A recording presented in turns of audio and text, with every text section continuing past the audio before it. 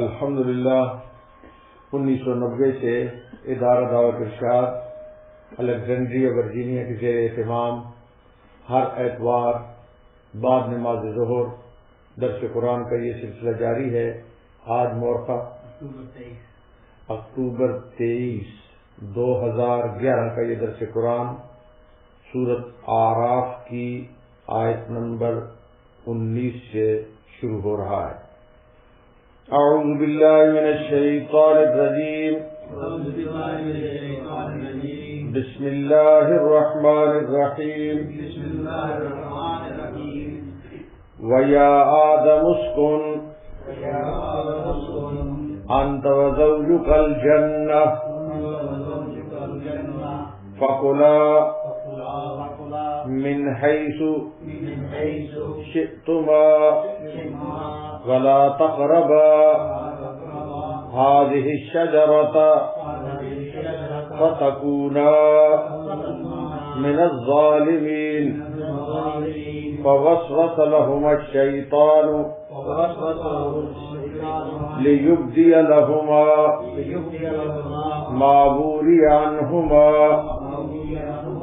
من سوآتهما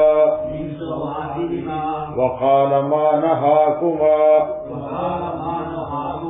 ربكما عن هذه الشجرة إلا أن تكونا ملكين أو تكونا من الخالدين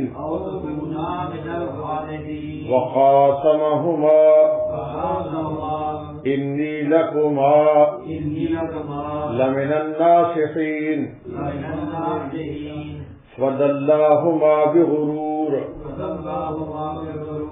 فلما ذاقا الشجرة بدت لهما سوآتهما وطفقا يخصفان عليهما من ورق الجنة وناداهما ربهما ألم أنهكما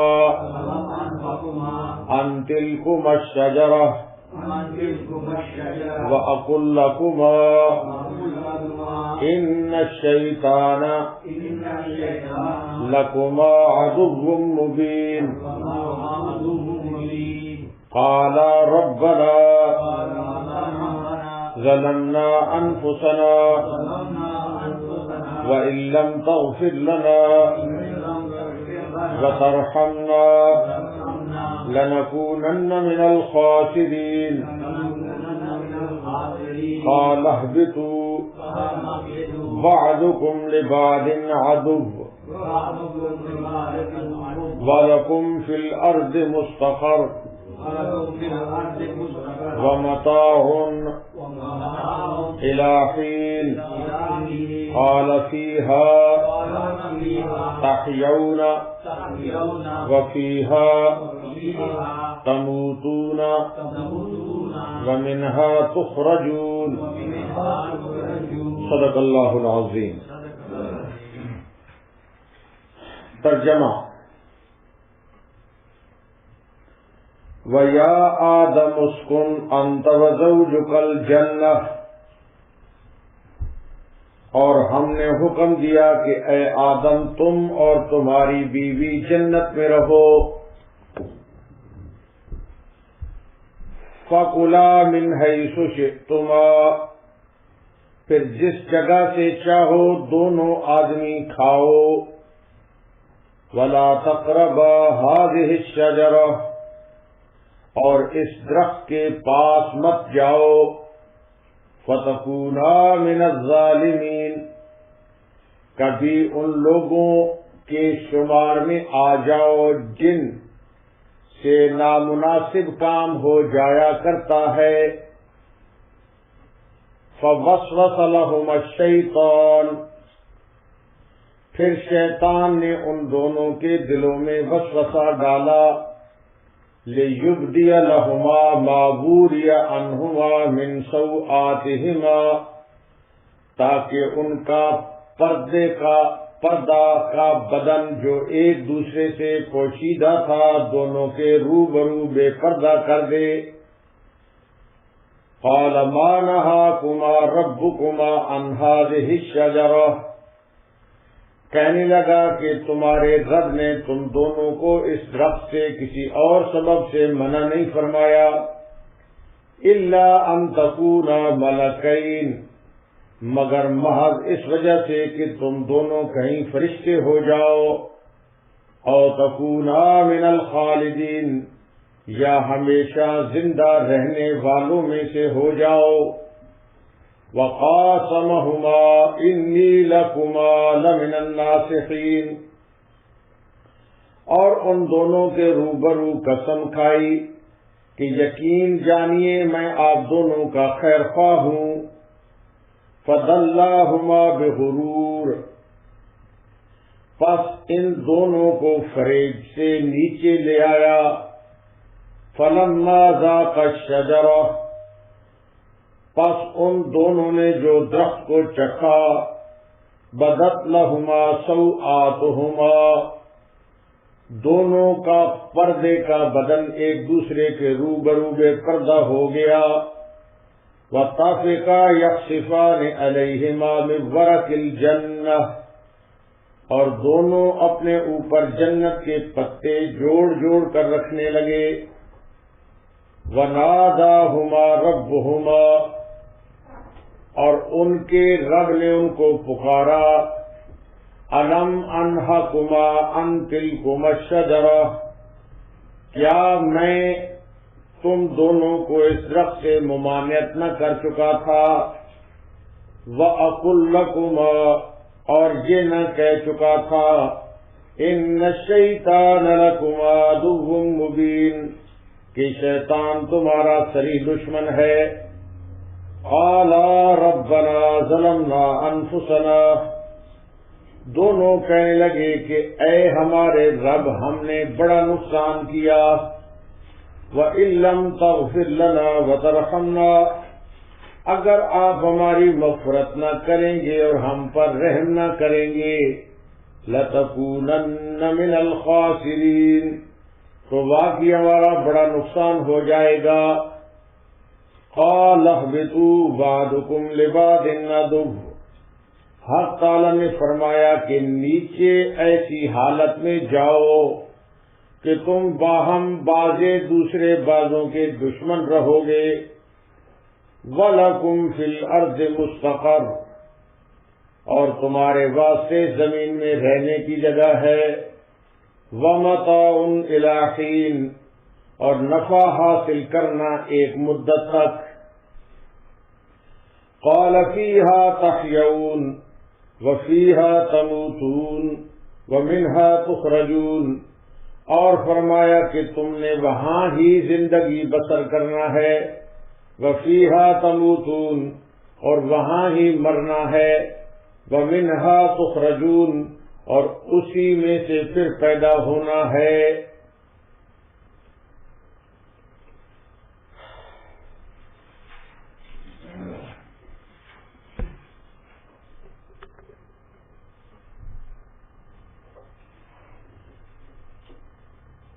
حضرت آدم علیہ السلام کی تخلیق، آپ کی پیدائش اور ان کی برتری کے اظہار کے بعد، پچھلی آیات میں حضرت آدم علیہ السلام کی تخلیق کا ذکر تھا اور ان کی برتری کہ اللہ پاک نے ان کو سجدہ کروایا، برتری اور ان کی عظمت بتلائی فرشتوں کو. تو حضرت آدم علیہ السلام کی تخلیق اور ان کی برتری کے اظہار کے بعد آج کی آیات میں آدم علیہ السلام کے جنت میں رہائش اختیار کرنے کا ذکر ہو رہا ہے. اور پھر اس دوران میں، رہائش کے دوران میں، شیطان کی دشمنی کا ذکر ہو رہا ہے. اور پھر حضرت آدم علیہ السلام کی لغزش کا ذکر ہو رہا ہے. چنانچہ اللہ پاک ارشاد فرماتے ہیں فرمایا وَيَا آدَمُ اسْكُنْ، اور ہم نے حکم دیا اے آدم انت وزوجک الجنہ، تم اور تمہاری بیوی جنت میں رہو۔ اللہ تعالی نے حضرت آدم علیہ السلام اور ان کی بیوی کو جنت میں رہنے کی اجازت مرحمت فرمائی، کیونکہ رہائش کے لیے مکان انسان کی بنیادی ضرورت ہے۔ جو مکان ہے یہ انسان کی بنیادی نیسیسٹی ہے، بنیادی انسان کی ضرورت ہے۔ اس لیے اللہ پاک نے سب سے پہلے حضرت آدم علیہ السلام کی رہائش کا بندوبست فرمایا اور فرمایا اسکن، رہائش کرو، ادھر رہو۔ تو سب سے پہلے کیونکہ یہ بنیادی نیسیسٹی ہے، بنیادی چیز ہے، تو سب سے پہلے اس بنیادی چیز کا اللہ پاک نے ذکر فرمایا۔ سورۃ طٰہٰ میں دوسری جگہ میں یعنی سورۃ طٰہٰ میں اللہ تعالی نے حضرت آدم علیہ السلام کے لیے 4 چیزوں کا ذکر فرمایا۔ کتنی چیزوں کا؟ 4 فرمایا کہ تم جنت میں رہو، وہاں پر تمہارے لیے یہ آسائش ہوگی۔ اللہ پاک فرماتے ہیں اے آدم آپ جنت میں رہو اور جنت میں تمہارے لیے یہ آسائش ہوگی۔ کون کون سی؟ سورۃ طٰہٰ میں اللہ پاک ذکر فرماتے ہیں، فرمایا انک الا تجوع فیہا ولا تعریٰ وانک لا تظمأ فیہا ولا تضحیٰ۔ یہ اللہ پاک نے چیزیں فرمائی، جنت میں رہیں اور یہ ہم آپ کو فیسلٹیز دے رہے ہیں۔ کون کون سی؟ ترجمہ اس کا یہ ہے آپ کو بھوک کی وہاں پر فکر نہیں ہوگی، بھوک کی فکر اللہ تجوع، وہاں پر بھوک نہیں ہوگی، آپ کو فکر نہیں ہوگی، اور ولا تعریٰ، اور آپ ننگے بھی نہیں رہو گے۔ کپڑے کا بھی بندوبست، روٹی کپڑا اور مکان، تو کپڑے کا بھی ہمارا بندوبست، اور ولا تظمأ فیہا ولا تضحیٰ، آپ کو وہاں پر پیاس بھی نہیں لگے گی اور آپ کو وہاں پر دھوپ بھی نہیں لگے گی۔ یہ اللہ پاک نے یہ فرمایا جنت میں رہیں اور یہ چیزیں جو ہے نا یہ ساتھ ہیں۔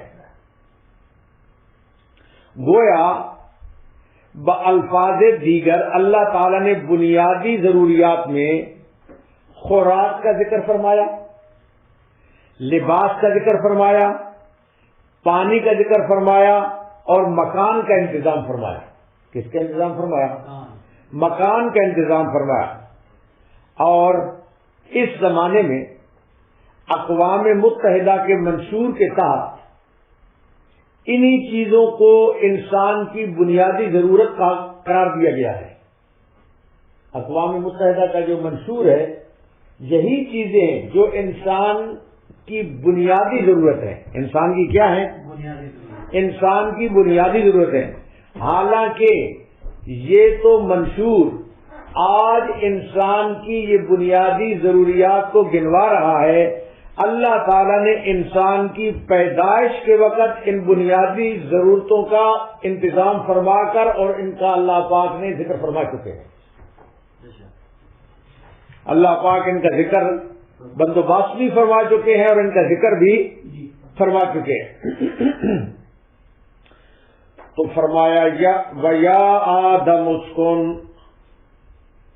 وَيَا آدَمُ اسْكُنْ أَنْتَ وَزَوْجُكَ الْجَنَّةَ، اور ہم نے حکم دیا کہ اے آدم تم اور تمہاری بیوی جنت میں رہو۔ فَكُلَا مِنْ حَيْثُ شِئْتُمَا، پھر جس جگہ سے چاہو دونوں آدمی کھاؤ، دونوں آدمی۔ وَلَا تَقْرَبَا هَٰذِهِ الشَّجَرَةَ، اور اس درخت کے پاس مت جاؤ۔ ایک درخت تھا، اس کی طرف اللہ پاک نے فرمایا هَٰذِهِ الشَّجَرَةَ، اس درخت کے قریب مت جاؤ، اس درخت کے قریب مت جاؤ۔ یہ درخت جس سے منع کیا گیا وہ کون سا درخت تھا؟ اس کی تشریح قرآن و سنت میں نہیں ہے، اس کی وضاحت کہ وہ درخت کون سا تھا، اس کی تشریح اور وضاحت قرآن اور سنت میں نہیں ہے۔ البتہ تورات میں مختلف قسم کی روایات ملتی ہیں، تورات میں مختلف قسم کی روایات ملتی ہیں، اور اس درخت کو انجیر کا درخت بھی بتلایا گیا، ٹھیک، انجیر کا درخت، اور بعضوں نے گندم کا درخت بتایا، بعضوں نے کس کا بتایا، اور بعضوں نے انگور کہا، کیا تھا، انگور۔ تو بہرحال اللہ پاک نے اشارہ فرماتے ہوئے فرمایا وَلَا تَقْرَبَا هَٰذِهِ الشَّجَرَةَ، اور اس درخت کے پاس مت جاؤ، فَتَكُونَا مِنَ الظَّالِمِينَ، کبھی ان لوگوں میں شمار ہو جاؤ جن سے نامناسب کام ہو جایا کرتا ہے۔ یہ ظالم کا معنی آپ دیکھ رہے ہیں کیا میں کر رہا ہوں، کہیں ان لوگوں میں سے آپ شمار نہ ہو جاؤ جن سے نامناسب کام ہو جاتا ہے، جن سے کیا ہو جاتا ہے، نامناسب کام ہو جاتا ہے۔ اب تھوڑی سی اس کی وضاحت آئے گی۔ ظلم کے اصلی معنی لغت میں نقصان اور کمی کے آتے ہیں۔ سورۃ اعراف اور آیت نمبر 19 چل رہی ہے، فَتَكُونَا مِنَ الظَّالِمِينَ۔ ظلم کے معنی توجہ فرمائیں، کس کا معنی ہو رہا ہے، ظلم کے اصلی معنی لغت میں نقصان اور کمی کے آتے ہیں۔ کس کے آتے ہیں، نقصان اور کمی کے آتے ہیں۔ اس لیے ظالم کا ترجمہ گناہگار سے نہیں، لازم کا ترجمہ گناہگار سے نہیں، بلکہ نقصان اٹھانے والا۔ ظالم کا معنی فَتَكُونَا مِنَ الظَّالِمِينَ، ظالم کا معنی گناہگار سے نہیں بلکہ نقصان اٹھانے والا۔ کیا اٹھانے والا، نقصان اٹھانے والا۔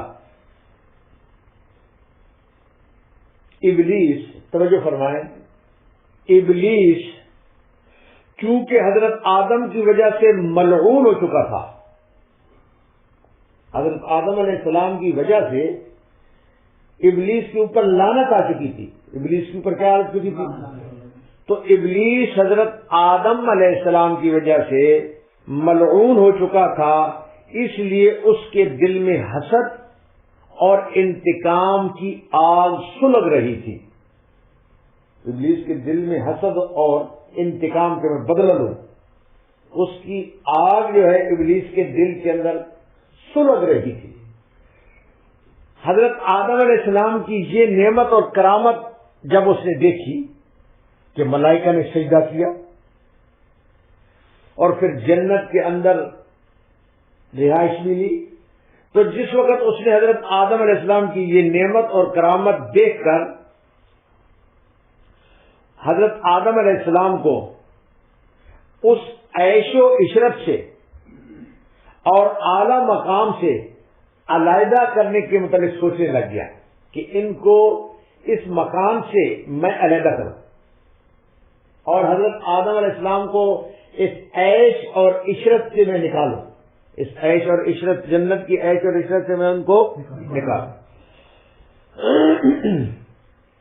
اور ایک تو ابلیس کے اندر انتقام اور حسد کی آگ، اور دوسری طرف کچھ ایسے کرائم تھے کہ حضرت آدم علیہ السلام کو محسوس ہوا کہ مجھے یہ مقام آخر چھوڑ کر جانا ہے۔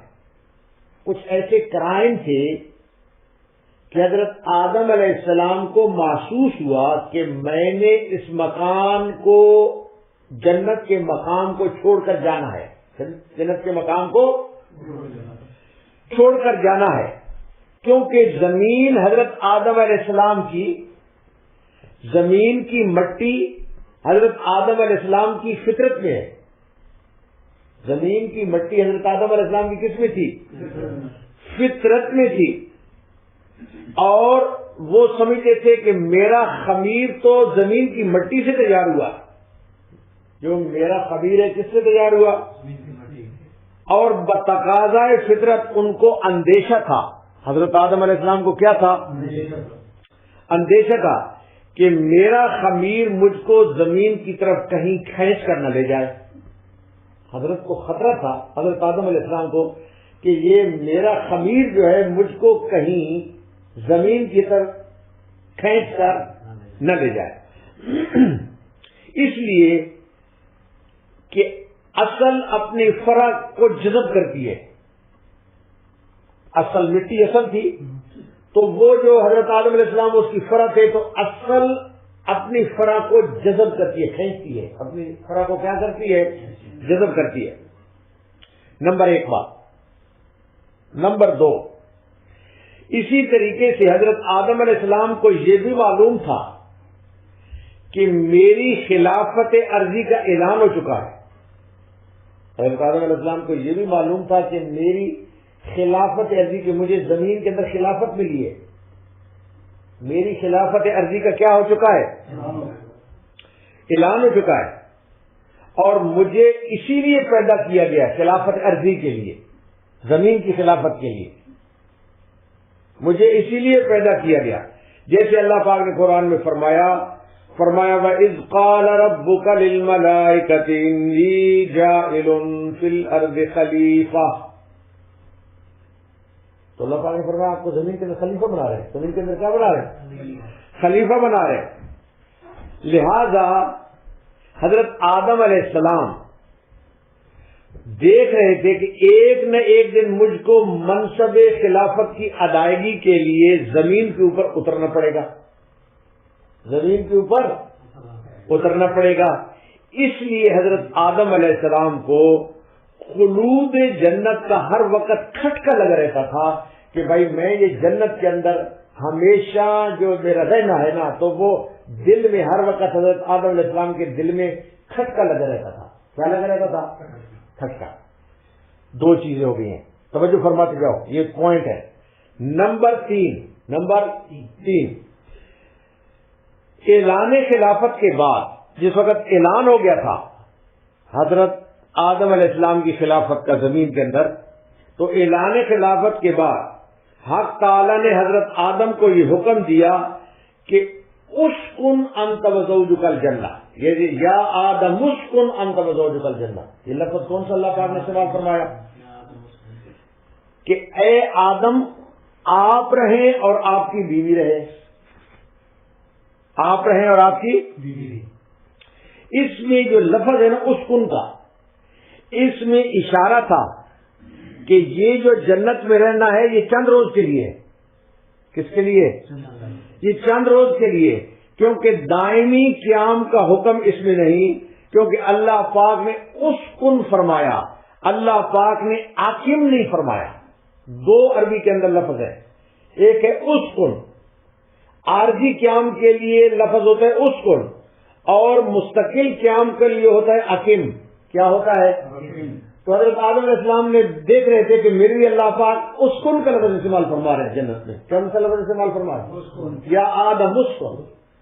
تو حضرت آدم علیہ السلام دیکھ رہے تھے کہ میرے لیے جو لفظ استعمال ہو رہا ہے کس کا ہو رہا ہے؟ اسکن. اکیم کا اللہ پاک لفظ استعمال نہیں فرما رہے کہ آپ مستقل یہاں پر ٹھہرے ہیں. تو یہ حضرت آدم علیہ السلام، تو اس حکم کو سن کر حضرت آدم علیہ السلام نے زبان سے تو کچھ نہیں کہا. جس وقت اللہ پاک نے یہ حکم فرمایا نا، تو حضرت آدم علیہ السلام نے زبان سے کچھ نہیں کہا، مگر دل میں ڈر گئے. دل میں ڈر گئے، چونکہ حضرت آدم علیہ السلام خدائے ذوالجلال کے عاشق صادق تھے. حضرت آدم علیہ السلام خدائے ذوالجلال کے عاشق کون سے تھے؟ عاشق صادق تھے، اور جنت کے مقام کو غنیمت سمجھتے تھے. جنت کے مقام کو کیا سمجھتے تھے؟ غنیمت سمجھتے تھے، کیونکہ بہشت کا مقام قرب خداوندی کا ذریعہ تھا. وہاں پر ہر وقت اللہ کا قرب نصیب تھا. تو اللہ پاک کے یہ عاشق تھے. اللہ پاک کے کیا تھے؟ عاشق. اور جنت کا مقام قرب کا ذریعہ تھا. کس کا ذریعہ تھا؟ قرب کا ذریعہ تھا.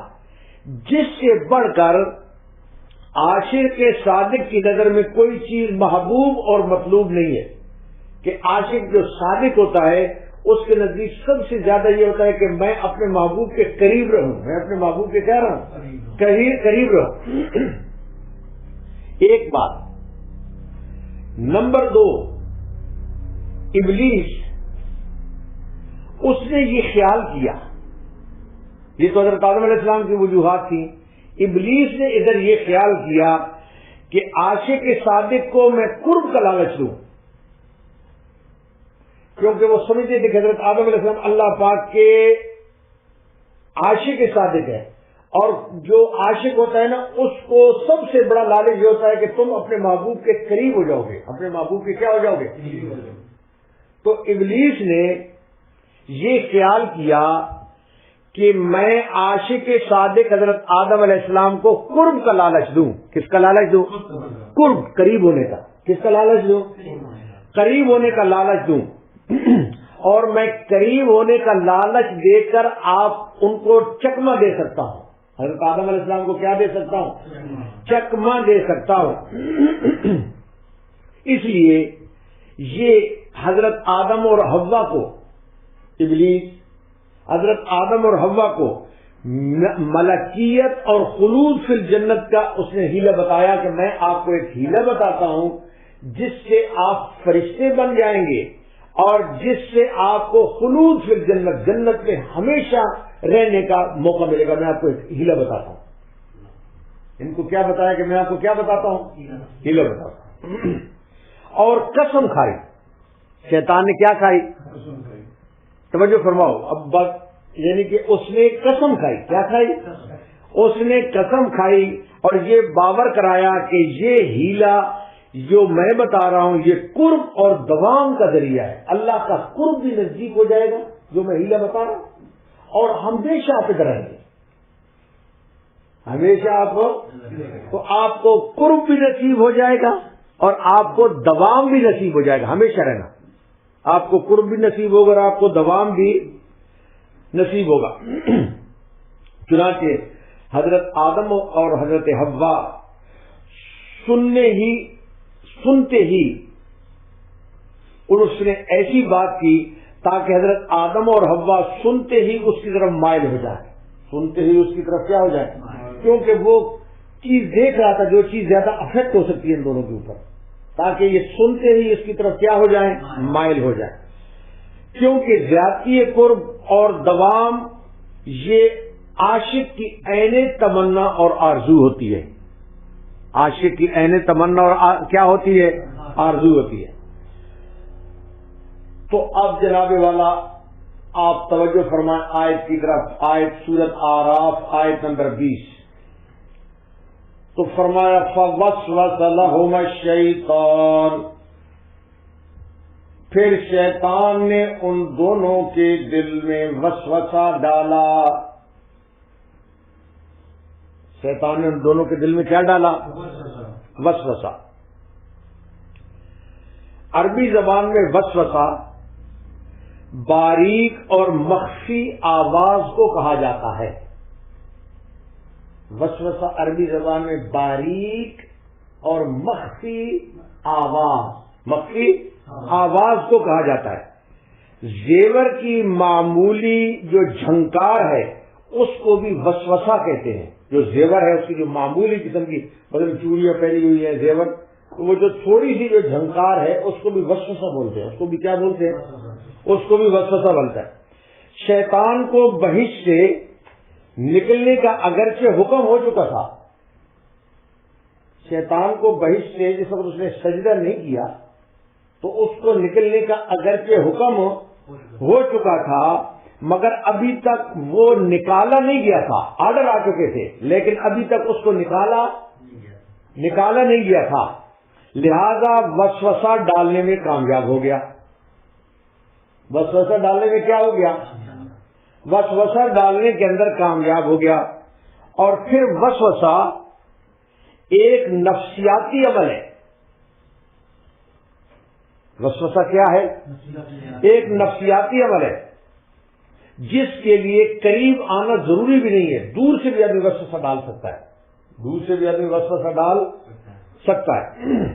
پس اس درخت سے جس وقت حضرت آدم علیہ السلام نے کھایا، حضرت آدم علیہ السلام نے جس وقت اس درخت کو وسوسہ اس نے ڈالا، اور جو ہی حضرت آدم علیہ السلام نے جس درخت کو منع کیا گیا تھا حضرت آدم علیہ السلام نے کھایا، حضرت آدم علیہ السلام نے تو ان کی شرمگاہیں ظاہر ہو گئیں. حضرت آدم اور حضرت حوا دونوں کی جو شرمگاہیں تھیں وہ کیا ہو گئیں؟ وہ دونوں کی شرمگاہیں ظاہر ہو گئیں. کیونکہ اس درخت کی خاصیت تھی، وہ جو درخت تھا جس سے منع کیا گیا تھا اس کی کیا تھی؟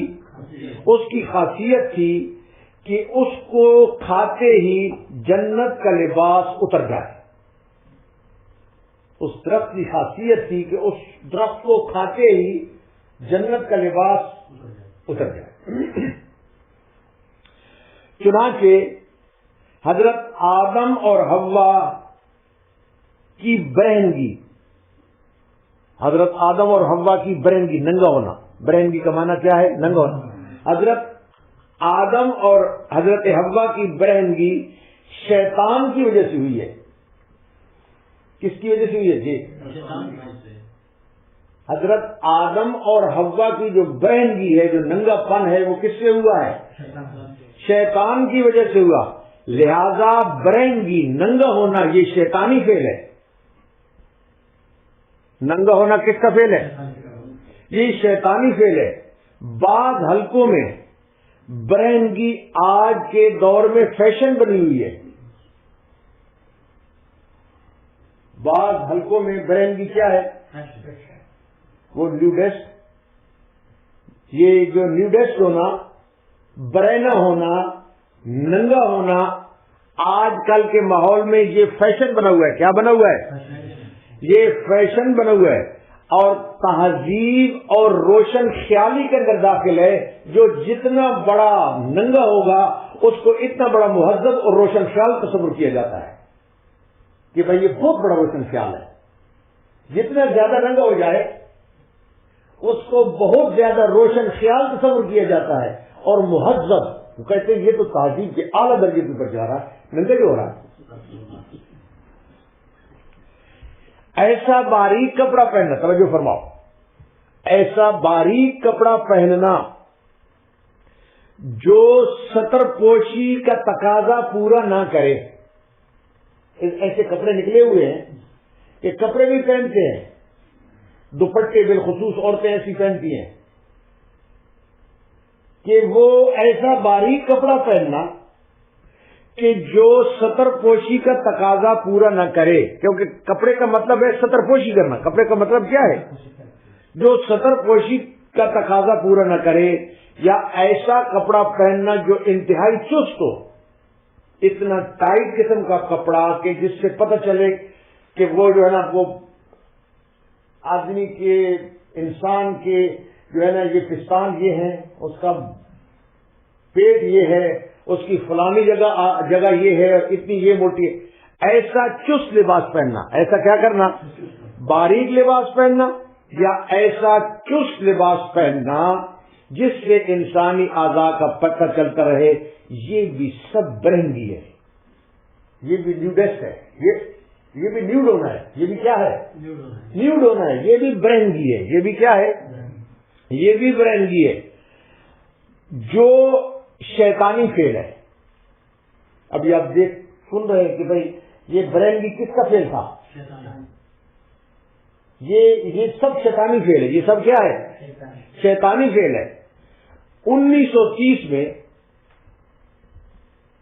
کب 1930 میں جرمنی میں برہنہ لوگوں کی ایک انجمن قائم ہوئی تھی. نیوڈسٹ لوگوں کی ایک کیا قائم ہوئی تھی؟ انجمن. ایک ان کی انجمن قائم ہوئی تھی. اس کے تمام ممبران مرد اور عورتیں اپنے ایوان فطریہ میں برہنگی اختیار کرتے تھے. اپنے ایوان میں جس وقت جاتے تھے تو وہاں پر عورتیں اور مرد کیا اختیار کرتے تھے؟ برہنگی اختیار کرتے تھے. اور وہاں پر ستر پوشی انجمن کے قواعد کے خلاف تھی. اس کے قواعد اور ضوابط جو ہے نا اس کے خلاف تھی. تاہم قرآن پاک سے واضح ہوتا ہے کہ ستر پوشی ایک فطری تقاضا ہے. ستر پوشی کیا ہے؟ ایک فطری تقاضا ہے اور ہر انسان میں پایا جاتا ہے. یہ فطری تقاضا ہر انسان میں، اور اس کے باوجود اگر کوئی اس کی بغاوت اختیار کرتا ہے، یہ فطری تقاضے کے خلاف اگر کوئی انسان کیا کرتا ہے؟ بغاوت اختیار کرتا ہے اور بغاوت کی راہ اختیار کرتا ہے، تو وہ آدمی قابل مواخذہ ہے. وہ آدمی کیا ہے؟ قابل مواخذہ ہے. اور ستر پوشی کا دوسرا نام حیا ہے. ستر پوشی کا دوسرا نام کیا ہے؟ حیا ہے. اور حدیث میں ارشاد فرمایا گیا الحیاء من الایمان. حیا ایمان کا حصہ ہے. حیا کس کا ہے؟ اور فرمایا گیا لا ایمان لمن لا حیاء لہ. اس شخص کا کوئی ایمان نہیں ہے جس کے اندر کوئی حیا نہیں ہے. یہاں پر تو حیا کا عیب سمجھا جاتا ہے. کہتے ہیں جناب ہماری فخر سے کئی کہتے ہیں کہ ہماری جو بیگم ہے وہ اتنی سوشل ہے، ہر آدمی کے ساتھ ایسی گھل مل جاتی ہے کہ پتہ ہی نہیں چلتا. اس کو فخر جو ہے نا وہ بے حیائی کو کیا سمجھا جاتا ہے؟ یہاں پر فخر سمجھا جاتا ہے. حالانکہ حیا ایمان کے حصوں میں سے ایک حصہ ہے. حیا ایمان کے حصوں میں سے کیا ہے؟ ایک حصہ ہے. تو بہرحال وہ وسوسہ اس نے ڈالا.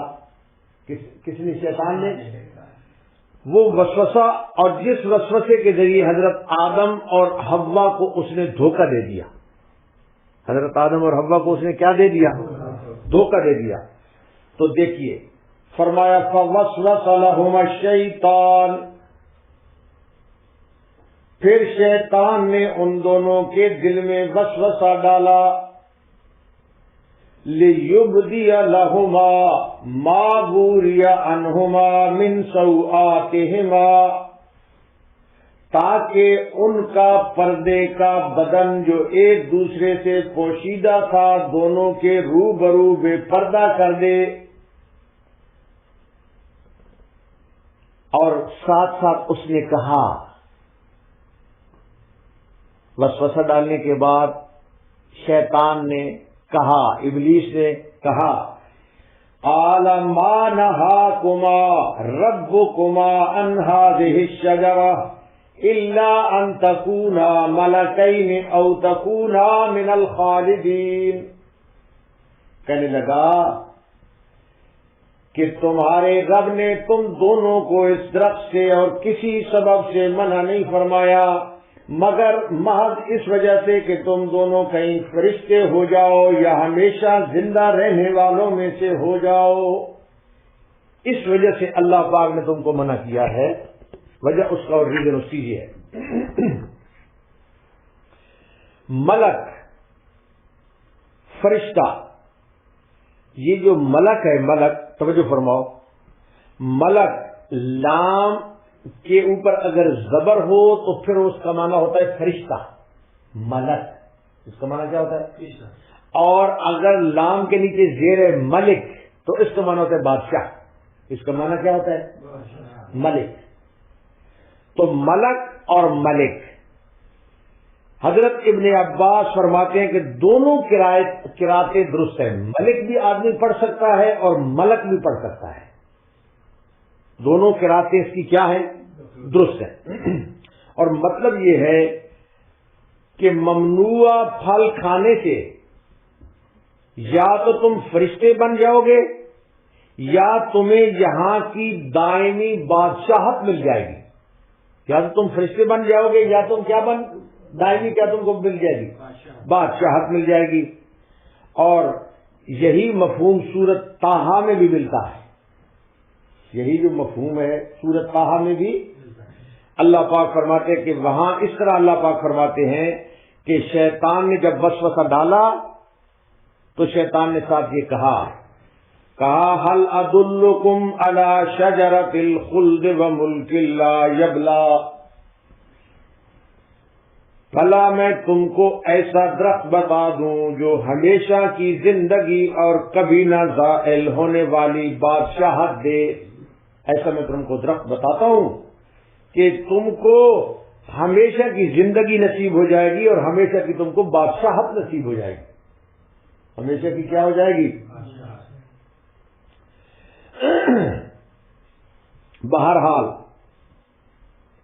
ابلیس نے کہا، کس نے کہا؟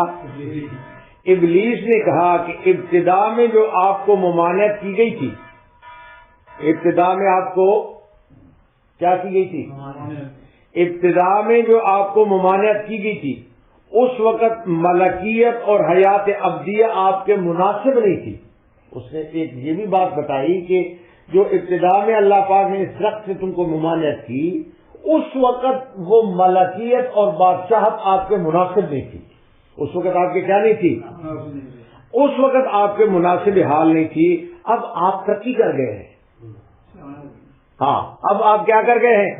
اب آپ ترقی کر گئے ہیں اور اب آپ میں اس کی صلاحیت پیدا ہو چکی ہے. ملکیت کی اور بادشاہت کی اب آپ کے اندر صلاحیت پیدا ہو چکی ہے اور جو آپ کے حال کے مناسب ہے. اس لیے اب اس درخت کے کھا لینے میں کوئی حرج نہیں. اس نے کہا اب اس درخت کے کھا لینے میں کوئی حرج نہیں ہے.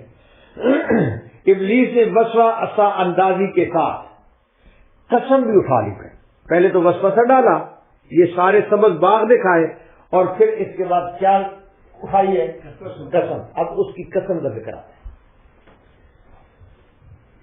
فرمایا وَقَاسَمَهُمَا إِنِّي لَكُمَا لَمِنَ النَّاصِحِينَ، سورۃ اعراف کی آیت نمبر 21 پڑھے جو ہے نا بھائی. وَقَاسَمَهُمَا إِنِّي لَكُمَا لَمِنَ النَّاصِحِينَ، ان دونوں کے روبرو قسم کھائی کہ یقین جانیے میں آپ دونوں کا خیر خواہ ہوں. میں آپ دونوں کا کیا ہوں؟ خیر خواہ.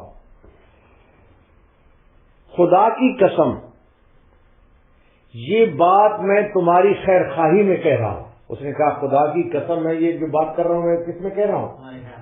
تمہاری خیر خواہی کے اندر میں یہ بات کہہ رہا ہوں کیونکہ تم سے پہلے میں اس جگہ میں رہا ہوں.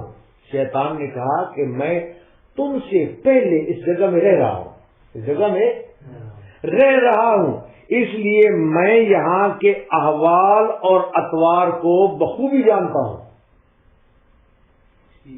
اب مجھے ایکسپیرینس ہے، میں یہاں کے احوال اور اطوار کو بخوبی جانتا ہوں. اور خدا کی قسم میں تم سے پہلے پیدا ہوا ہوں. نے کہا خدا کی قسم میں تم سے پہلے پیدا ہوا ہوں اور تم سے زیادہ یہاں کا علم بھی رکھتا ہوں. تم سے زیادہ یہاں کا میں کیا علم بھی رکھتا ہوں. اس لیے بطور خیر خواہ میں تم کو مشورہ دے رہا ہوں. اس لیے بطور خیر خواہ میں کیا کر رہا ہوں؟ تم کو مشورہ دے رہا ہوں. حضرت آدم علیہ السلام کے دل میں جس وقت اس نے کہا حضرت آدم علیہ السلام دل میں حق تعالی جل شانہ کی عظمت اتنی راسخ تھی. توجہ فرماؤ، جب اس نے یہ باتیں کی نا تو حضرت آدم علیہ السلام کے دل میں اللہ کی جو عظمت تھی اس قدر راسخ تھی کہ ان کو شبہ بھی نہیں گزرا. حضرت آدم علیہ السلام کو شبہ بھی نہیں گزرا کہ کوئی آدمی اللہ کا نام لے کر جھوٹی قسم بھی اٹھا سکتا ہے.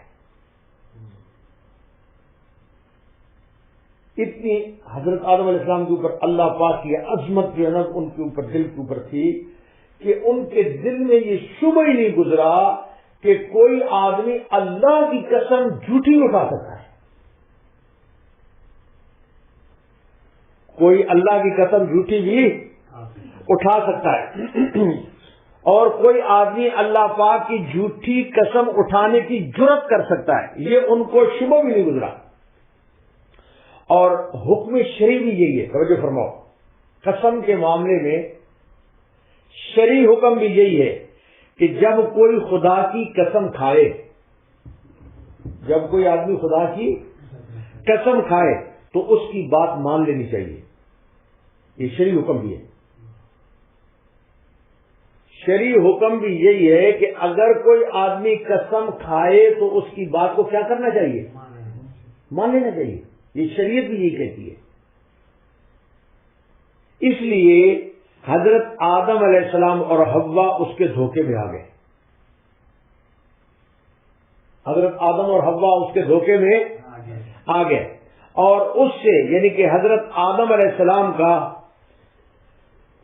اس بات سے حضرت آدم علیہ السلام کا کمال ظاہر ہوا، یعنی کہ وہ دھوکے میں تو آئے لیکن اس بات سے حضرت آدم علیہ السلام اور کا کمال اور جمال دونوں ظاہر ہوئے کہ خدا بندے ذوالجلال کے کس قدر شیدائی اور فدائی تھے کہ اس کا نام سنتے ہی پگھل گئے۔ اللہ کا نام سنتے ہی، جب انہوں نے قسم اٹھائی اللہ کی تو اللہ کا نام سنتے ہی پگھل گئے، اللہ کا نام سنتے ہی کیا ہو گئے؟ اللہ کا نام سن کر پگھل گئے۔ اور کسی نے خوب کہا کہ قد یخدع المؤمن باللہ، کہ مومن اللہ کا نام سن کر دشمن کے فریب میں آ جاتا ہے۔ مومن اللہ کا نام جب سنتا ہے تو دشمن کے فریب میں آ جاتا ہے۔ اللہ اکبر۔ اور عاشق سے جب اس کا محبوب کا نام لے کر جو کچھ کہا جاتا ہے، عاشق سے جب اس کے محبوب کا نام لے کر جو کچھ کہا جاتا ہے تو اس وقت اس کے دل کا حال کچھ اور ہو جاتا ہے، کچھ اس کے دل کا حال اور ہو جاتا ہے۔ اس لیے حضرت آدم علیہ السلام اس کی جھوٹی قسم کا اعتبار کر بیٹھے، حضرت آدم علیہ السلام اس کی جھوٹی قسم کا اعتبار کر بیٹھے، اور ان کو اس کی خیر خواہی کا یقین آ گیا کہ وہ جو اس نے کہا انی لکما لمن الناصحین، میں تمہارا خیر خواہ ہوں، تو حضرت آدم علیہ السلام کو اس کی ابلیس کی خیر خواہی کا یقین آ گیا۔ کیا آ گیا؟ یقین آ گیا۔ اللہ اکبر۔ اور اس سے پہلے حضرت آدم علیہ السلام کو کسی مکار اور فریبی سے واسطہ بھی نہیں پڑا تھا، اس سے پہلے حضرت آدم علیہ السلام کو کسی فریبی فراڈیے کے ساتھ واسطہ، اگر آدمی کو ہمیشہ کچھ واسطہ پڑے تو پھر آدمی کو پتہ چلتا ہے، حضرت آدم علیہ السلام کو اس سے پہلے کسی فریبی کے ساتھ واسطہ بھی نہیں پڑا تھا، جو جانتے کہ مکر و فریب کیسا ہوتا ہے۔ حضرت آدم علیہ السلام کو پتہ چلتا کہ بھائی مکر اور فریب کیسا ہوتا ہے، آپ کو پہلے واسطہ بھی نہیں پڑا تھا۔ تو یہی فرمایا وَقَاسَمَهُمَا إِنِّي لَكُمَا لَمِنَ النَّاصِحِينَ، اور ان دونوں کے روبرو قسم کھائی کہ یقین جانیے میں آپ دونوں کا خیر خواہ ہوں۔ اور اب سورۃ اعراف کی آیت نمبر 22، فَدَلَّاهُمَا بِغُرُورٍ، پھر ان دونوں کو فریب سے نیچے لے آیا، پھر ان دونوں کو فریب سے نیچے لے آیا۔ کیا لے آیا؟ دلہ کے معنی نیچے اتارنا، دلہ کے معنی ہوتے ہیں کیا؟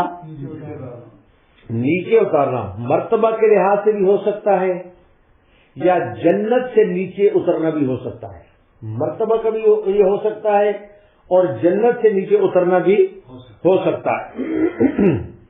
بہرحال ابلیس وسوسہ اندازی کے ذریعے حضرت آدم اور حوا کو نیچے اتارنے کا سبب بن گیا۔ کیا بن گیا؟ سبب بن گیا۔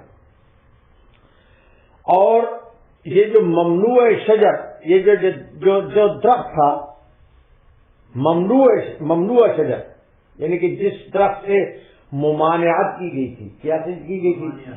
یہ ممنوع شجر کے قربت حضرت آدم علیہ السلام کی یہ محض یہ لغزش ہے. اب اس کے اوپر تھوڑا سا ہم تبصرہ کریں گے کہ یہ جو حضرت آدم علیہ السلام نے اس ممنوع درخت کے پاس گئے اور اس کو کھایا، یہ آپ کی لغزش تھی. یہ آپ کی کیا تھی؟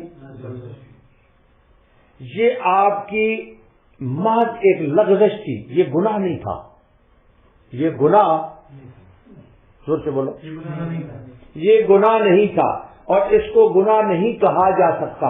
اس کو گناہ نہیں کہا جا سکتا. یہ آپ کو حضرت آدم علیہ السلام کو اجتہادی غلطی لگ گئی. حضرت آدم علیہ السلام کو کیا لگ گئی؟ اجتہادی غلطی لگ گئی، اور حضرت آدم علیہ السلام بھول گئے. حضرت آدم علیہ السلام بھول گئے، کیونکہ یہ جو بھولنا ہے ہمارے حق میں معاف ہے. ہمارے حق میں کیا ہے؟ اگر کوئی آدمی بھولے سے رمضان شریف کے اندر پانی پی لے، کیا اس کا روزہ ٹوٹا ہے؟ بھولے سے کھانا کھا لے، روزہ نہیں ٹوٹتا. ہمارے اوپر بھول چوک معاف ہے. ہمارا روزہ نہیں ٹوٹتا؟ اس وجہ سے کہ ہمارے لیے بھول چوک معاف ہے. بھول چوک کیا ہے؟ حضرت آدم علیہ السلام کا مقام چونکہ اللہ کے نزدیک بہت قریب ہے، اور پیغمبروں کا مقام بہت قریب ہوتا ہے، ان کو وہ بھول چوک معاف نہیں ہے. ان کو بھول چوک معاف ہو تو اللہ پاک نے قرآن میں فرمایا وَنَاسِيَ آدم. ناسیہ ینسا کے معنی ہوتے ہیں بھولنا. حضرت آدم علیہ السلام، اللہ پاک فرماتے ہیں حضرت آدم علیہ السلام بھول گئے. حضرت آدم علیہ السلام کیا ہو گئے؟ بھول گئے.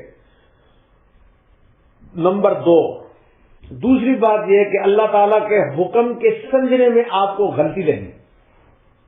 حضرت آدم علیہ السلام کو وہ جو درخت کے متعلق فرمایا نا وَلَا تَقْرَبَا هَٰذِهِ الشَّجَرَةَ، پہلی بات تو یہ ہے کہ بھول گئے.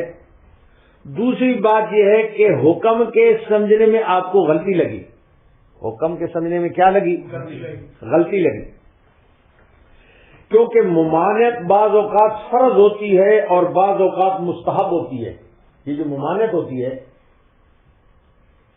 بعض اوقات فرض ہوتی ہے اور بعض اوقات کیا ہوتی ہے؟ مستحب ہوتی ہے. مثلا قرآن حکیم میں ایک حکم ہے، اللہ پاک فرماتے ہیں وَأَقِیمُوا الصَّلَاةَ، کیا فرماتے ہیں؟ نماز قائم کرو، نماز قائم کرو. یہ فرضی حکم ہے. یہ حکم ہے، اور یہ حکم فرض ہے. یہ حکم کیا ہے؟ فرض ہے، اور اس کی تعمیل ضروری ہے. اور بعض احکام ضروری نہیں ہوتے. بعض اوقات اللہ پاک حکم فرماتے ہیں لیکن ضروری نہیں ہوتے. مثلا قرآن حکیم میں اللہ پاک فرماتے ہیں وَإِذَا حَلَلْتُمْ فَاصْطَادُوا، اللہ پاک فرماتے ہیں جس وقت تم اپنے احرام کھول لو تو اس وقت شکار کرو. اس وقت کیا کرو؟ وَإِذَا حَلَلْتُمْ، جس وقت تم حلال ہو جاؤ، حج اور عمرے کا احرام کھول لو. کیونکہ حج اور عمرے کے اندر آدمی شکار نہیں کر سکتا. حج اور عمرے کے اندر آدمی شکار نہیں کر سکتا. تو جس وقت اللہ پاک فرماتے ہیں وَإِذَا حَلَلْتُمْ، جس وقت تم اپنا احرام کھول لو، اس وقت فاصطادوا، اس وقت تم شکار کرو. اس وقت تم شکار، یہ امر ہے. یہ کیا ہے؟ جب احرام کھول لو تو اللہ پاک فرماتے ہیں کہ اس وقت تم شکار کرو. ظاہر ہے کہ احرام کے بعد شکار کرنا نہ فرض ہے اور نہ واجب ہے، نہ سنت مؤکدہ ہے، بلکہ یہ مباح ہے. بلکہ یہ کیا ہے؟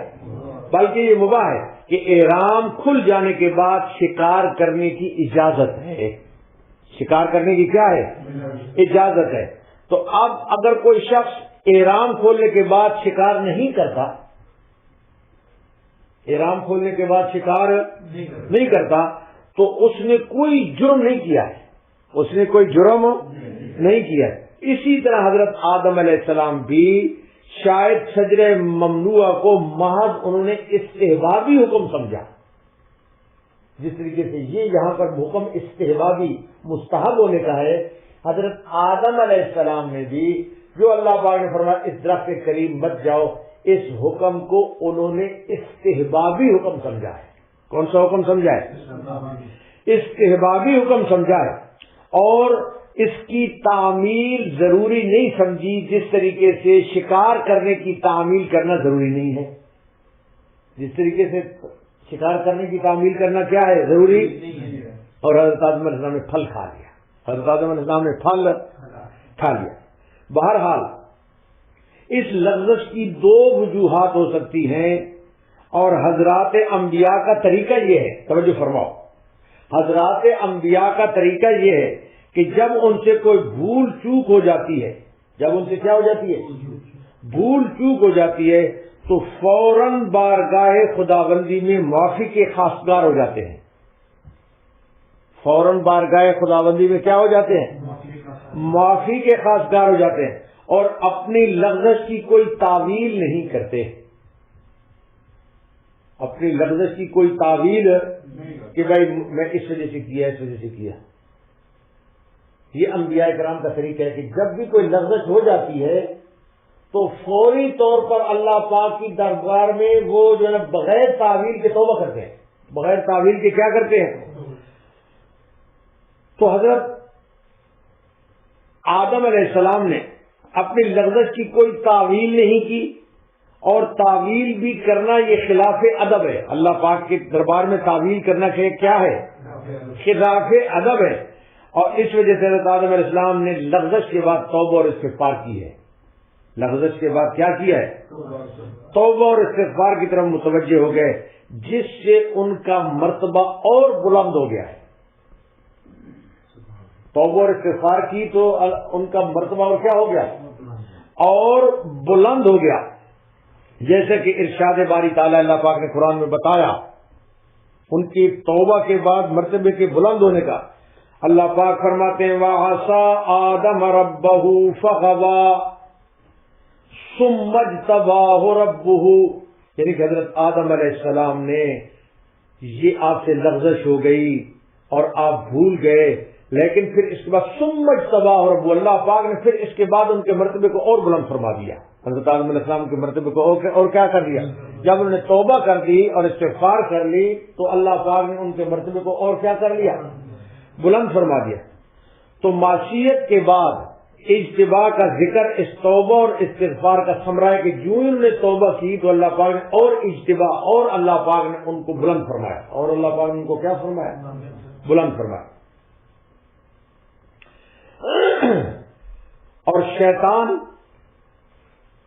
اس نے جان بوجھ کر حکم عدولی کی تھی، جو اللہ پاک نے فرمایا تھا سجدہ کرو، تو اس نے جان بوجھ کر کیا کی تھی، حکم عدولی کی تھی. اور پھر اس نے توجیحات اور تعویلات شروع کر دی تھی کہ میں نے اس وجہ سے نہیں کیا، میں حضرت آدم علیہ السلام سے بہتر ہوں، میں فلانی جگہ سے پیدا ہوا ہوں، میں فلانی چیز سے. تو اس نے توجیحات اور تعویلات کی ہیں. اس نے کیا کیا ہے، توجیحات اور تعویل، جس سے اور زیادہ ذلیل ہوا ہے، جس سے اور زیادہ کیا ہوا ہے، جس سے اور زیادہ ذلیل ہوا ہے.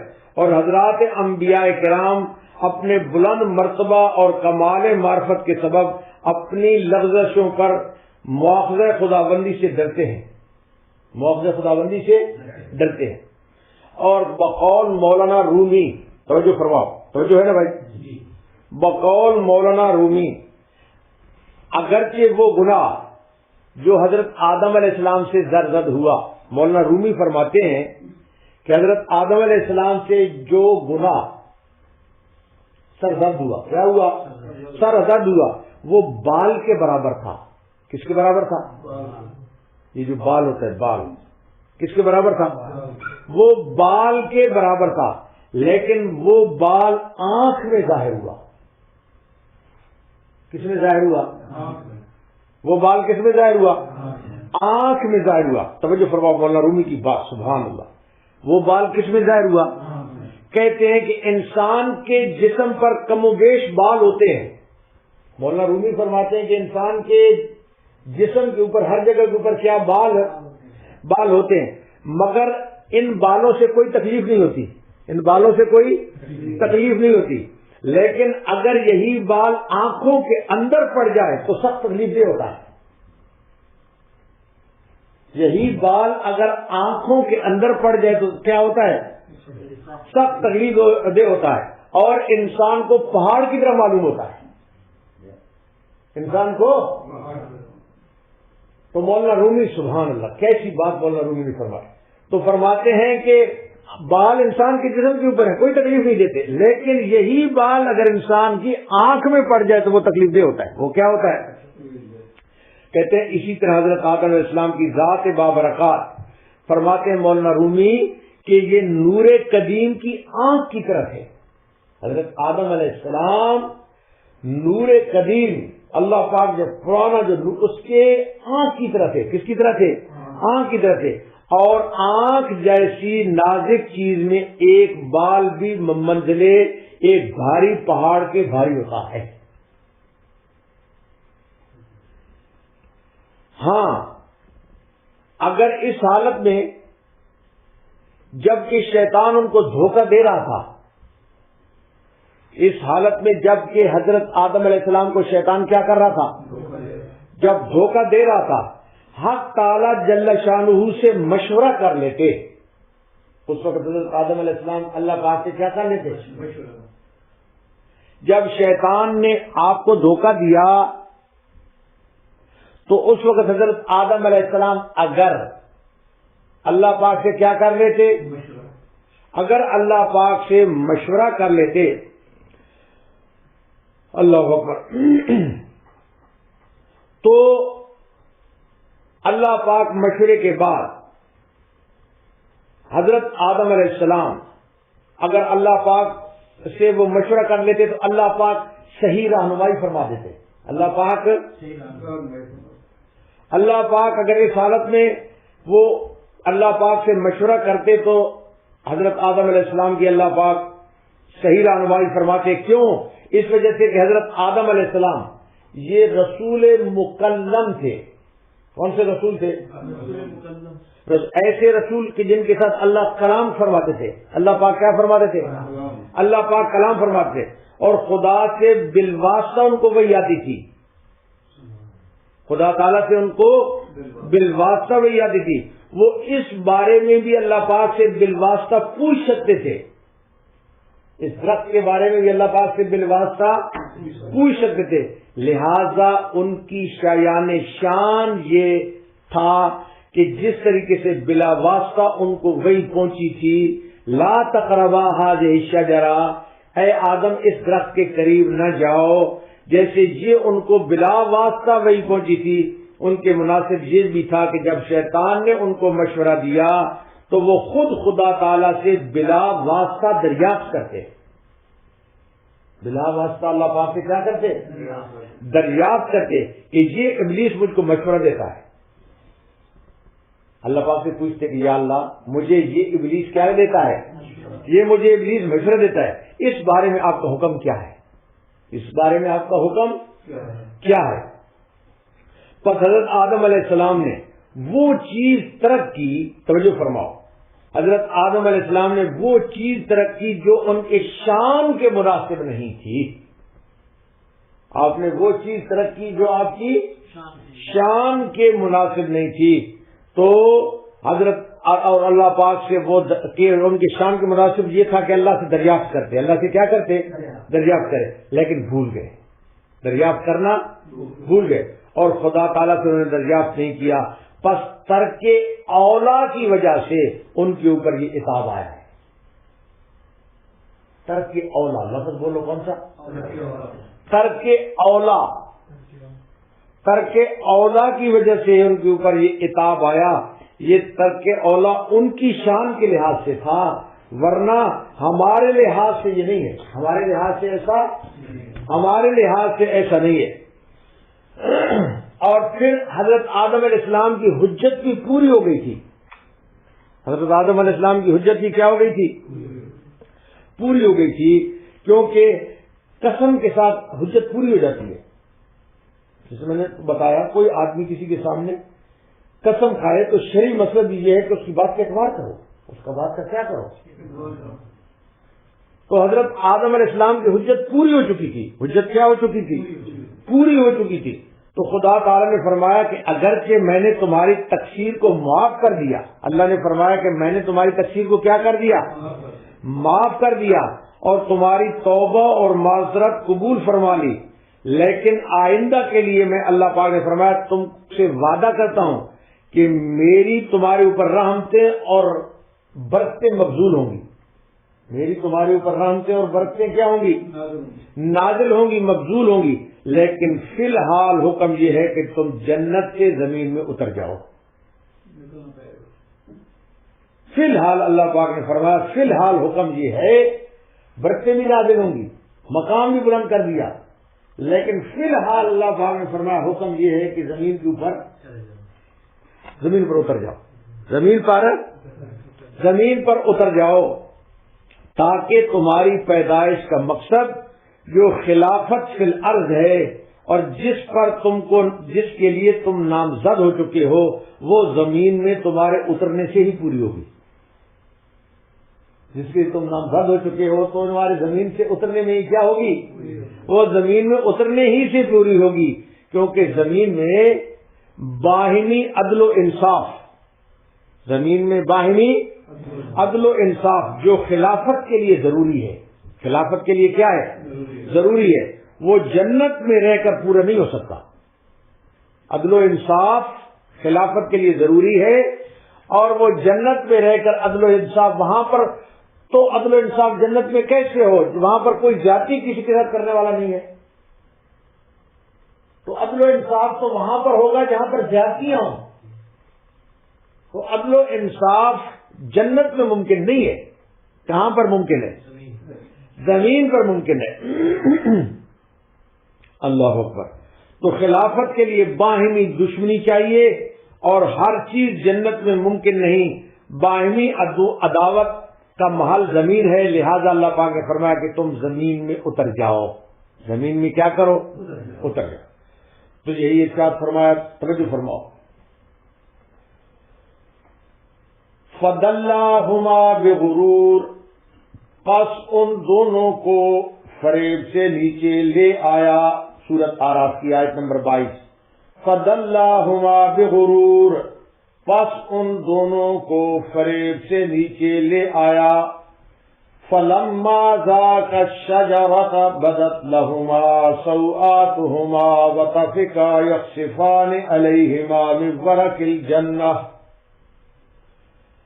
پس ان دونوں نے جب درخت کو چکھا، دونوں کا پردے کا بدن ایک دوسرے کے روبرو بے پردہ ہو گیا۔ یکسفان علیہما من ورق الجنہ، اور دونوں اپنے اوپر جنت کے پتے جوڑ جوڑ کر رکھنے لگے۔ وناداہما ربہما الم انہکما عن تلکما الشجرہ، اور ان کے رب نے ان کو پکارا کہ میں تم دونوں کو اس درخت سے ممانعت نہیں کر چکا تھا؟ وَأَقُلْ لَكُمَا إِنَّ الشَّيْطَانَ لَكُمَا عَدُوٌّ مُّبِينٌ، اور یہ نہ کہہ چکا تھا کہ شیطان تمہارا سری دشمن ہے؟ تو چونکہ انبیاء کا مقام انتہائی بلند ہوتا ہے، تو فوری طور پر حضرت آدم علیہ السلام توبہ اور استغفار کی طرف متوجہ ہو گئے۔ کس کی طرف متوجہ ہو گئے؟ قَالَا رَبَّنَا ظَلَمْنَا أَنفُسَنَا، دونوں کہنے لگے کہ ہمارے رب ہم نے بڑا نقصان کیا۔ وَإِن لَّمْ تَغْفِرْ لَنَا وَتَرْحَمْنَا، اگر ہماری مغفرت نہ کریں گے اور ہم پر رحم نہ کریں گے، لَنَكُونَنَّ مِنَ الْخَاسِرِينَ، تو واقعی ہمارا بڑا نقصان ہو جائے گا۔ ہمارا کیا ہو جائے گا؟ بڑا نقصان ہو جائے گا۔ اچھا، اللہ پاک نے معاف فرما دیا، درجات کو بلند فرما دیا، لیکن اللہ پاک نے فرمایا فی الحال ہمارا حکم یہ ہے۔ وہ جو حکم ہے اللہ پاک کا فی الحال، یہ آیت نمبر کون سی؟ آیت نمبر 24۔ فرمایا قَالَ اهْبِطُوا بَعْضُكُمْ لِبَعْضٍ عَدُوٌّ، حق تعالی نے فرمایا کہ نیچے ایسی حالت میں جاؤ کہ تم باہم بازے دوسرے بازوں کے دشمن رہو گے۔ بازوں کے کیا رہو گے؟ اللہ کا خلیفہ تمہارے درمیان انصاف کرے گا، دشمنیاں کرو گے، اور اللہ کا خلیفہ تمہارے درمیان کیا کرے گا؟ انصاف کرے گا۔ اور یہ سلسلہ اللہ پاک نے فرمایا قیامت تک چلے گا۔ یہ دشمنی کا سلسلہ کب تک چلے گا؟ قیامت تک چلے گا۔ اس لیے بھولے سے کھانے کو فرمایا ایک ظاہری سبب اور بہانہ بنا دیا گیا، ظاہر ہے کہ وہ کھانا نزول عتاب کا سبب بنا، لیکن در حقیقت وہ مرتبہ اور منزلت کے عروج کا سبب بنا، وہ نیچے اترنے کا سبب بنا، لیکن در اصل وہ جو دانہ کھانا ہے وہ ان کے مرتبے کے عروج کا سبب بنا ہے کہ اللہ پاک نے اور مرتبے کو بڑھا دیا، اللہ پاک نے اور مرتبے کو کیا کر دیا، اور فرمایا آیت نمبر وہاں یہی ہے ابھی، وَلَكُمْ فِي الْأَرْضِ مُسْتَقَرٌّ وَمَتَاعٌ إِلَىٰ حِينٍ، اور فرمایا تمہارے واسطے زمین میں رہنے کی جگہ ہے، وَمَتَاعٌ إِلَىٰ حِينٍ، اور نفع حاصل کرنے کی ایک مدت تک۔ توجہ فرماؤ، فرمایا کہ تمہارے لیے زمین میں ٹھہرنا ہے، زمین میں کیا کرنا ہے، تمہارے لیے زمین میں ٹھہرنا ہے، وہاں رہ کر جنت کی واپسی کی تیاری کرنا ہے، زمین میں ٹھہرنا ہے اور پھر جنت میں واپسی کی کیا کرنی ہے، جنت میں زمین میں ٹھہر کر جنت میں جانے کی اور جنت میں واپسی کی تیاری کرنا ہے۔ اور فرمایا یہ شیطان بھی تمہارے ساتھ جا رہا ہے، اللہ پاک فرماتے ہیں یہ شیطان بھی تمہارے،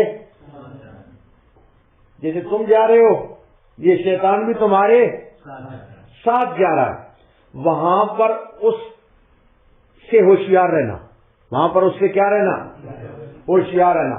اور شیطان کے ساتھ جانے کے سلسلے میں ایک آپ کو روایت سناتا ہوں بڑی عجیب، حضرت ابو امامہ رضی اللہ تعالیٰ عنہ سے روایت ہے کہ رسول اللہ صلی اللہ علیہ وسلم نے ارشاد فرمایا کہ جب ابلیس زمین پر آنے لگا، جب زمین پر ابلیس آنے لگا تو اس نے اللہ تعالیٰ سے عرض کی، اے پروردگار مجھے زمین پر آپ بھیج رہے ہیں اور راندہ درگاہ کر رہے ہیں، میرے لیے کوئی گھر بھی بنا دیں۔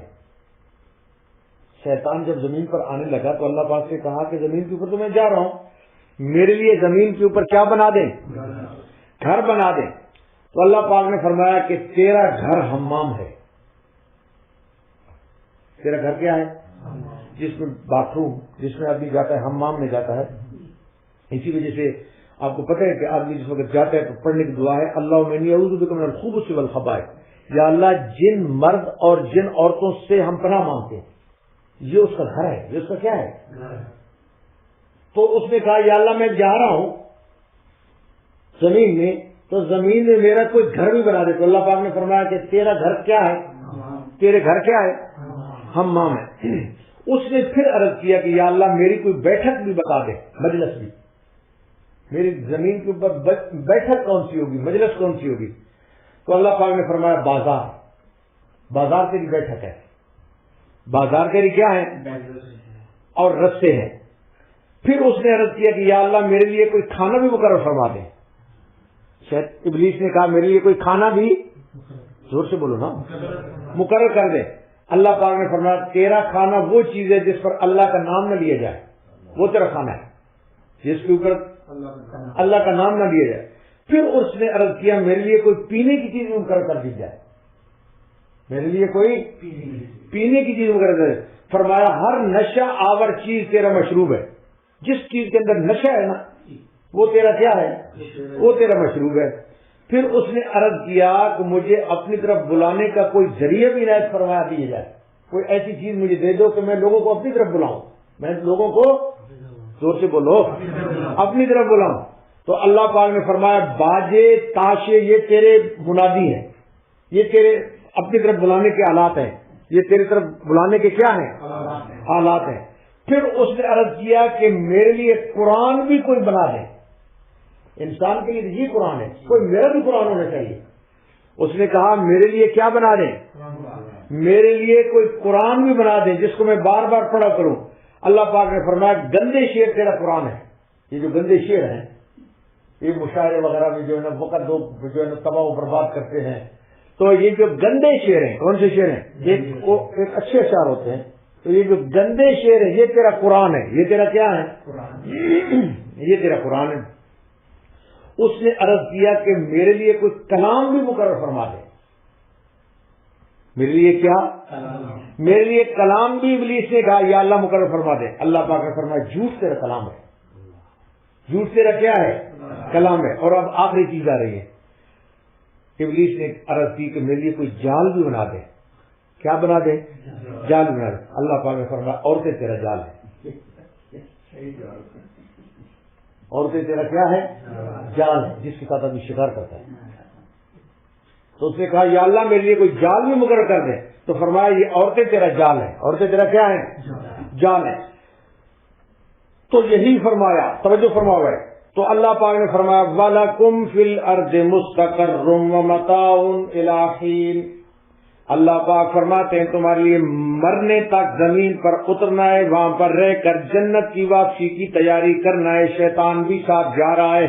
شیطان بھی ساتھ تمہارے جا رہا ہے. وہاں پر جا کر اس سے ہوشیار رہنا. یہ جو اس کے جال, یہ جو ساری اس کی چیزیں ہیں, ان سے کیا رہنا؟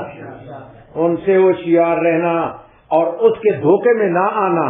اور چند روز کے بعد تم نے, اللہ پاک فرماتے ہمارے پاس پھر آنا ہے. چند روز کے بعد پھر تم کو ہمارے پاس. وَلَكُمْ فِي الْأَرْضِ مُسْتَقَرٌّ. اور تمہارے واسطے زمین میں رہنے کی جگہ ہے کچھ عرصہ. وَمَتَاعٌ إِلَىٰ حِينٍ. اور نفع حاصل کرنا ایک مدت تک. اور آج کے درس کی آخری آیت سورۃ آراف آیت نمبر 25. آیت نمبر 25 فرمایا قال فِيهَا تَحْيَوْنَ وَفِيهَا تَمُوتُونَ وَمِنْهَا تُخْرَجُونَ. فرمایا تم کو وہاں ہی زندگی بسر کرنا ہے. زمین کے اوپر فرمایا تم کو وہاں پر ہی کیا کرنا ہے؟ وَفِيهَا تَمُوتُونَ. وہاں پر ہی تم کو مرنا ہے. وَمِنْهَا تُخْرَجُونَ. اور اسی میں سے پھر پیدا ہونا ہے. اسی میں سے پھر کیا ہونا ہے؟ اب توجہ فرماؤ, اس کے اوپر بات آ رہی ہے. توجہ ہے نا بھائی؟ اللہ اکبر. حساب کتاب کے بعد, کس کے بعد؟ حساب کتاب کے بعد تم میں سے جو شخص حضرت آدم علیہ السلام اپنے باپ کے طریقے کے اوپر چلے گا, حساب کتاب کے بعد تم میں سے جو شخص اپنے باپ حضرت آدم علیہ السلام کے طریقے کے اوپر چلے گا وہ جنت میں پہنچ جائے گا. وہ کس میں پہنچ جائے گا؟ جنت میں پہنچ جائے گا. ورنہ سجیین اور اسفل السافلین میں ہوگا. اپنے باپ کے طریقے کے اوپر چلے گا تو جنت میں پہنچے گا. ورنہ سجیین اور اسفل السافلین جو انتہائی جہنم کے طبقات ہیں اس میں ہوگا. اس میں ہوگا. حسن حسین کی روایت میں ہے, کتاب حسن حسین اس کی روایت میں ہے کہ مردے کو دفن کرتے وقت, مردے کو دفن کرتے وقت یہ کلمات پڑھو. کون سے کلمات بتائے گئے ہیں؟ یہ جو آدمی جب دفن کرتا ہے نا, یہ سنت سے ثابت ہے. یہ اللہ پاک سب کو یاد کرنے کی توفیق نصیب فرمائے. تو کہا کہ مردے کو دفن کرتے وقت یہ کلمات پڑھو. بسم اللہ وعلی ملت رسول اللہ منہا خلقناکم وفیہا نعیدکم ومنہا نخرجکم تارۃ اخری. یہ کلمات پڑھو. جس وقت مردے کو دفن کرو تو اس وقت یہ کیا کرو؟ کلمات پڑھو. ہاں, ایک جو ہے نا وہ مجھے شعر یاد آ رہا ہے, وہ کہ مٹھی میں خاک لے کر آئے ہیں دوست وقت دفن. مٹھی میں خاک لے کر آئے ہیں دوست وقت دفن. زندگی بھر کی محبت کا صلہ دینے لگے. زندگی بھر کی محبت کا صلہ دینے لگے. تو یہی اللہ پاک نے فرمایا. اور مفسر قرآن مولانا شبیر احمد عثمانی رحمۃ اللہ علیہ فرماتے ہیں کہ خرق عادت کے طور پر, جیسے اللہ پاک نے فرمایا کہ تم نے زمین کے اوپر رہنا ہے, حضرت فرماتے ہیں حضرت عثمانی رحمۃ اللہ علیہ کہ خرق عادت کے طور پر کسی کا زمین سے باہر ہونا اس آیت کے منافی نہیں, کیونکہ یہ عام انسان کی بات ہے. زمین کے علاوہ اس کا کہیں پر ٹھکانہ نہیں ہے. بخاری شریف کی روایت میں ہے کہ حضرت مسیح علیہ السلام اس وقت دوسرے آسمان کے اوپر ہے. حضرت مسیح علیہ السلام کہاں پر ہے؟ دوسرے آسمان کے اوپر اقامت پذیر ہے. اور جیسا کہ معراج کے واقعے میں آتا ہے کہ جناب رسول اللہ صلی اللہ علیہ وسلم نے